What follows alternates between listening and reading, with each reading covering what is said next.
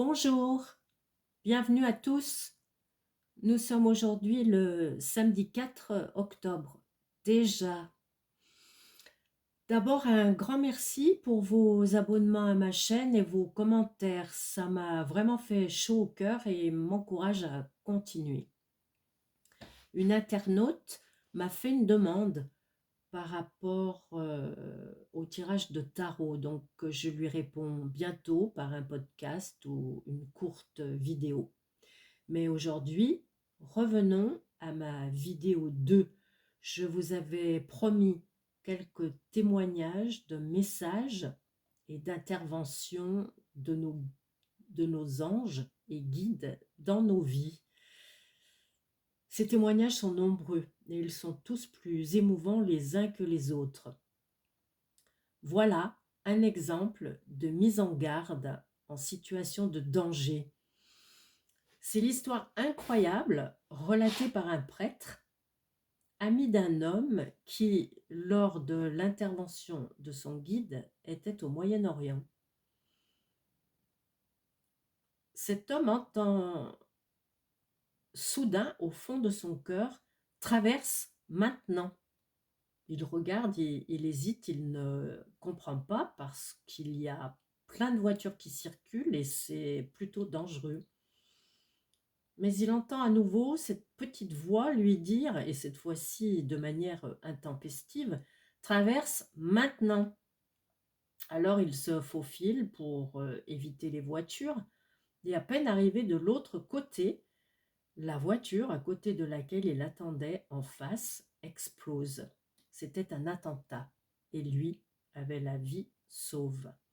La source de cette histoire, c'est un prêtre sur YouTube, chaîne intitulée Padre Blog, si vous voulez l'écouter. Un autre exemple, c'est le mien.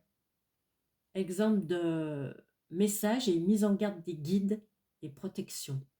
Je vous raconte donc ma propre histoire. J'ai un accident de voiture en 1983 à l'âge de 35 ans. Il y a une grève des enseignants ce jour-là et je n'aime pas laisser mon fils, encore bien trop jeune, toute une journée seul. Alors je décide de l'emmener à mon travail. Je lui demande de préparer quelques livres et quelques feuilles de dessin pour s'occuper. Ce jour-là, il fait un temps de chien, il pleut des cordes et il y a une distance de 35 km à faire. Au moment de partir, j'ai une sorte de pensée fulgurante qui me vient en tête et j'entends laisse-le à la maison. Pendant quelques instants, j'hésite et puis je me dis il va s'ennuyer tout seul à m'attendre pendant que je travaille. Je l'emmène, c'est mieux. Mais la petite voix revient. Elle me dit encore une fois laisse-le à la maison. Alors, à la dernière minute, je lui dis que je change d'avis et qu'il reste tranquille chez nous, avec la consigne d'aller chez les voisins s'il s'ennuie ou s'il se sent trop seul. Et je pars quand même inquiète. Après 15 minutes de route, j'ai un accident de voiture qui est assez grave. Je vous passe les détails de cet accident dont je ne suis pas responsable, mais la victime. Mon véhicule est percuté à l'arrière par une grosse cylindrée. Cet homme, au volant, roule à grande vitesse sous la pluie battante et ne parvient pas à freiner. Je suis projetée sur un pylône de ciment à ma droite et le choc est intense. Il est tel que tout l'avant de ma Renault et plus particulièrement le côté droit où devait être assis mon fils est complètement enfoncée. Je suis blessée au genou, ma tête a heurté fort le pare-brise, j'ai très mal au dos, au cervical. Et je me retrouve pendant quelques minutes dans un état psychique bizarre, semi-éveil, semi-coma, sans doute un état modifié de conscience. Et je vois défiler toute ma vie, depuis ma naissance jusqu'à ce jour. Et je me souviens d'avoir appelé et prié très fort avec une demande mentale. Seigneur, mon fils n'a pas de père, qu'il ait au moins une mère, il n'a que moi. Les secours arrivent, on m'emmène à l'hôpital et je sors tout doucement de cet état semi-comateux et je remercie encore et encore, car je sais que j'aurais pu mourir ce jour-là. J'ai reçu de mes anges gardiens une immense protection par 2 fois dans cette journée, pour moi-même et pour mon enfant. Cette expérience m'a beaucoup marquée et a ouvert en moi un canal d'empathie, j'en suis sûre, parce que je n'ai jamais cessé d'apporter mon aide aux autres quand je peux depuis ce jour-là. Mon fils aussi d'ailleurs. Voilà comment j'ai reçu message et protection divine dans ces circonstances. Mais certaines personnes vivent des expériences encore bien plus étranges et plus fortes que la mienne, à travers ce que l'on appelle les EMI, expériences de mort imminente, ou encore expériences de mort et retour à la vie.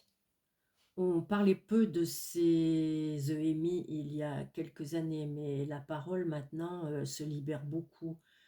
Les expériences seraient très nombreuses, dit et explique Sonia Barkala, enquêtrice et conférencière connue, spécialiste de ce sujet.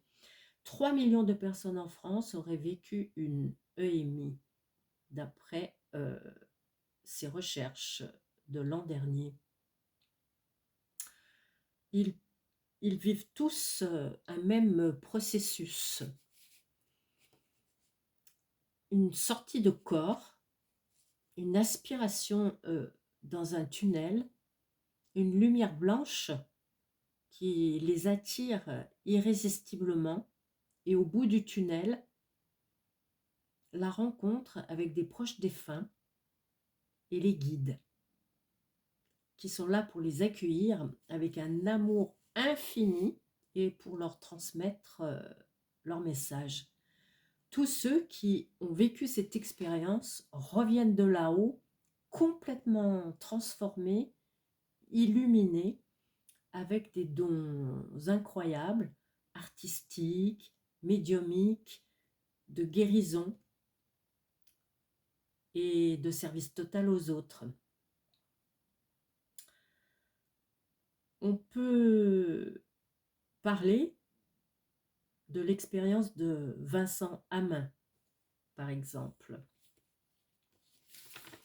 En 1999, Vincent Hammin a subi une opération cardiaque lourde avec changement de valve mitrale. Cette opération est risquée. Lors de cette chirurgie, il fait une hémorragie interne et reste 40 minutes en état de mort cérébrale et clinique dûment constaté. Il se retrouve mort, mais tout à fait conscient. Il raconte qu'il passe le tunnel, se retrouve dans une lumière blanche qu'il décrit comme une grande énergie d'amour, comme si, dit-il, 100 000 mamans lui disaient « je t'aime » en même temps. C'est une sorte de bain d'amour indescriptible. Puis il fait un panoramique de sa vie, toujours en relation avec l'amour, en répondant à 3 questions qu'on lui pose, une sorte d'examen de conscience. Qu'as-tu fait de l'amour? Qu'as-tu fait pour l'amour, pour les autres? Et qu'as-tu fait pour l'amour de toi-même, toi, être divin?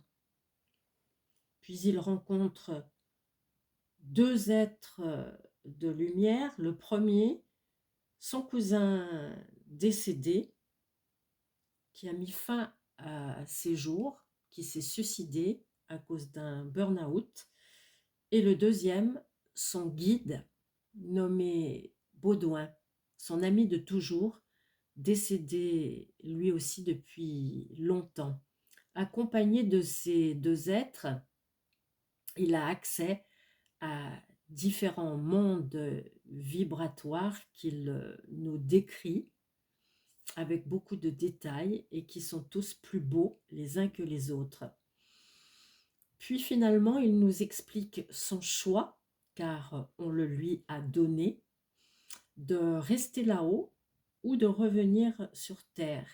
Et il choisit délibérément un retour sur la Terre, car il voit le chagrin de sa femme et de ses enfants, et il dit que c'est insoutenable pour lui.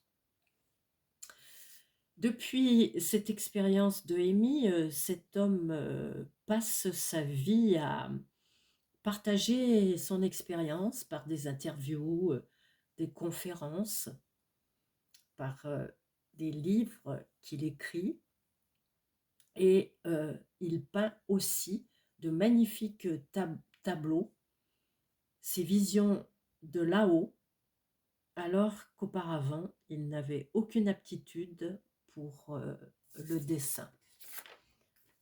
Voilà, cela nous réconforte et nous met un peu de lumière dans nos cœurs pendant ce week-end, que je vous souhaite bon. Et si vous voulez poursuivre vos recherches, je vous guide sur YouTube par une sélection de shorts et de vidéos faciles à trouver. Je vous mettrai ces renseignements sous la vidéo. Vous me direz en commentaire si cela vous a intéressé. Donc je vous quitte maintenant et je vous dis à bientôt et surtout merci de votre écoute.